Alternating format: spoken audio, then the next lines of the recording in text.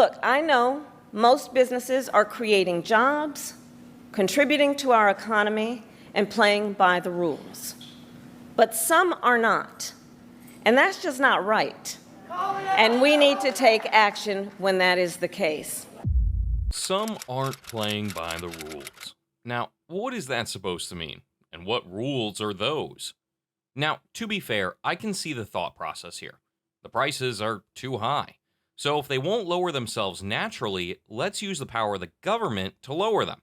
Since inflation is just rising prices, let's lock in those prices for an easy fix. Sounds bulletproof, right? Unfortunately, no. But to those unwilling to learn from history, these measures will always seem sensible, if it was only that easy. In physics, there are laws of thermodynamics, which, no matter how hard you try, you cannot break. If you change one variable, the other snaps back at you because they are connected together. You cannot create or destroy energy no matter what you do. The best you can do is convert one form of energy to another, which is how we generate power. Similarly, in economics, there are the laws of supply and demand, which you cannot break no matter how hard you try. There are always consequences. You can try to control the price, but since the price is a product of supply and demand, you will always feel the burn in one way or another. To demonstrate what I mean by this, let's look at a few examples. Firstly, let's take a look at the Soviet Union, which was a centrally planned economy where every single major industry was owned by the state, where the state sets the inputs, outputs, consumption, prices, and even the type of labor performed by its citizens by pre-selecting careers for individuals. How did that turn out? Well, not so great. Since every single measurable metric was controlled and dictated by the state, the system seemed foolproof. The workers were paid good wages, and the prices were kept low so that they may afford to buy many things, and on paper, their purchasing power was great. So you, as a happy Soviet worker, go to your local corner shop to purchase some goods for your household, and then you stumble across empty shelves. Weird. You try again tomorrow, and again, the shelves are empty. How suspicious is that? You stop the clerk working at the store and ask him when the next delivery of goods is coming, and he tells you that it's tomorrow. Tomorrow, you come to the store and are greeted by a gigantic hours-long line, which you have to stand in to get your groceries. And by the time it's actually your turn to buy something, the shelves are empty again. Believe it or not, this was the reality for most Soviet citizens, and most people kept a big stack of cash with them wherever they went, just in case they stumbled across a good that was in short supply, so they didn't miss the opportunity to buy it. Everyone had their bank accounts full with currency, but there was very little to purchase. What could have caused that? Maybe it was just a one-off. Let's take a look at another example. This time, in the supposed capitalist empire, the United States of America, on August 15, 1971, President Richard Nixon announced on national television, quote, "I am today ordering a freeze on all prices and wages throughout the United States." The time has come for decisive action, action that will break the vicious circle of spiraling prices and costs. I am today ordering a freeze on all prices and wages throughout the United States for a period of 90 days. While based on polling numbers, 75% of the American voter base supported this policy, they would quickly learn the ruthless laws of the reality of supply and demand. With prices frozen, shortages began immediately. There were long lines for food, and especially for gas. However, some more interesting things happened. A black market immediately emerged, and you could buy most goods, however, at significantly higher prices. Businesses that couldn't keep up went out of business and bankrupted, leading to increasing unemployment. Many refused to sell their goods at lower prices since they would lose money on them, and farmers even drowned millions of chickens as a result. And once the free market conditions were restored a few years later, the prices shot up rapidly once again. Many of us are too young to remember that, which is why these policies are popular among the youth. However, if you ask anyone above the age of 60 about it, they can tell you how bad it really was. If you are watching this as an older person from the US and you lived through that period, please share your experience with us in the comments below. We would love to hear it. price controls aren't really a recent phenomenon either. They were around since at least the times of ancient Rome, most notably under the rule of Emperor Diocletian in the early 4th century AD, over 1600 years ago.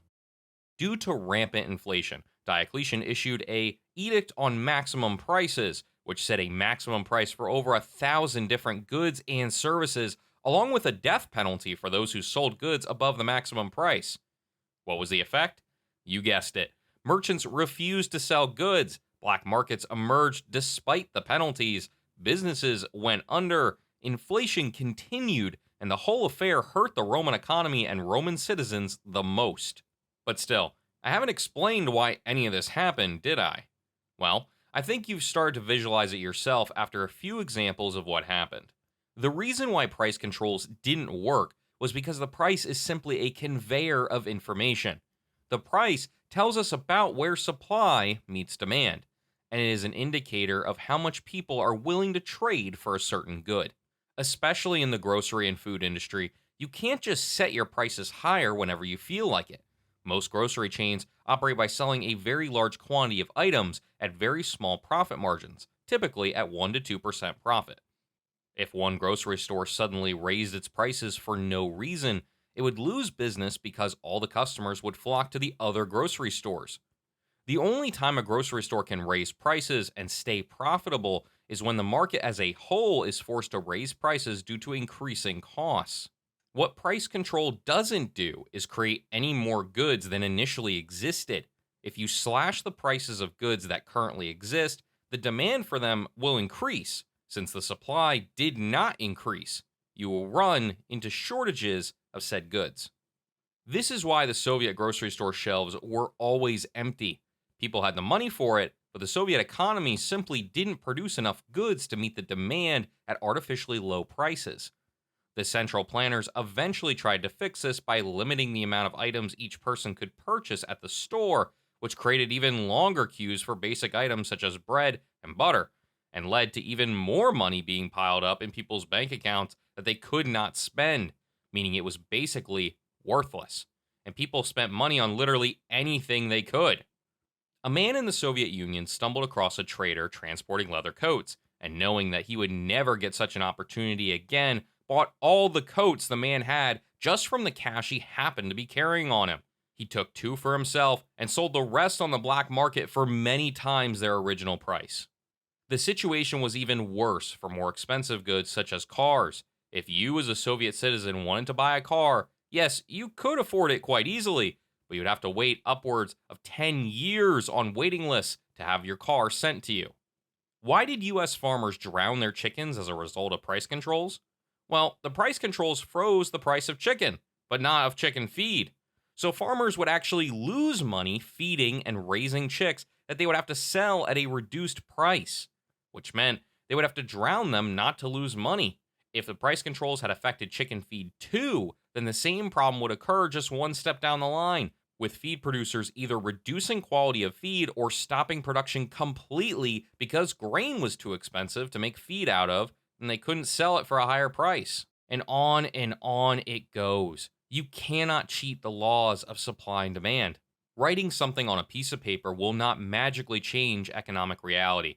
And that is why it's so dangerous to promise so many free things from both sides of the political spectrum, because there is no such thing as a free lunch.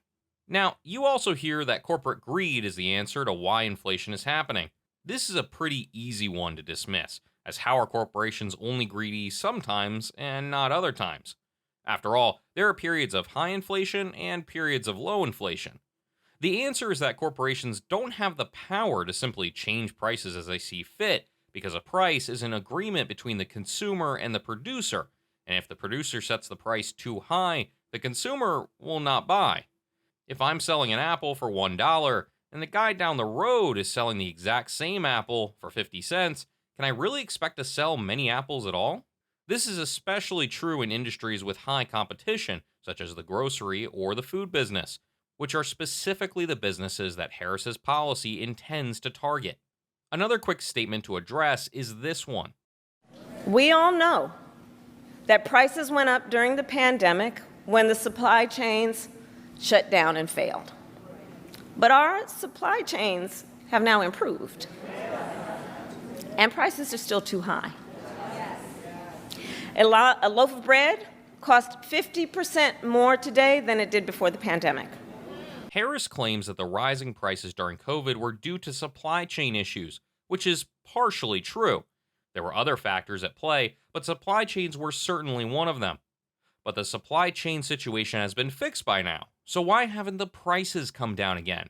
It must be greed. Turns out that it's the holy laws of supply and demand again, which happen to also affect the mighty dollar itself. Just like any other good or service, the dollar also has a supply and demand modifier attached to its value. And if there's a sudden large increase of supply of a certain good or service, its value tends to decrease.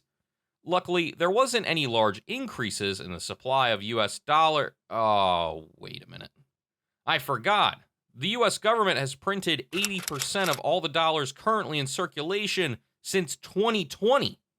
To put that into perspective, if you took out 5 random bills from your wallet, 4 of them would have been created during or after the pandemic. There used to be $4 trillion in circulation, and now there's $19 trillion. And the same person who was the second in command when that happened now is pretending to want to fix the problem in the worst way possible by implementing price controls.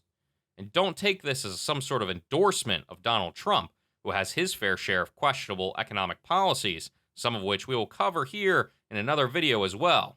But I digress. Essentially, that is why prices are still high, and why they will stay high even though the year-over-year inflation has been reduced. To reduce the prices back down, deflation would need to happen, which is extremely unlikely to happen due to the printer-happy government of the United States. We can't simply legislate a better living standard on ourselves, however wonderful that would be. Everything needs to be made, produced, manufactured, grown, or invented, and none of that falls out of the sky. If you've enjoyed this video, make sure to like and subscribe, and if not, tell me in the comments about how I'm wrong. I'd love to hear from you.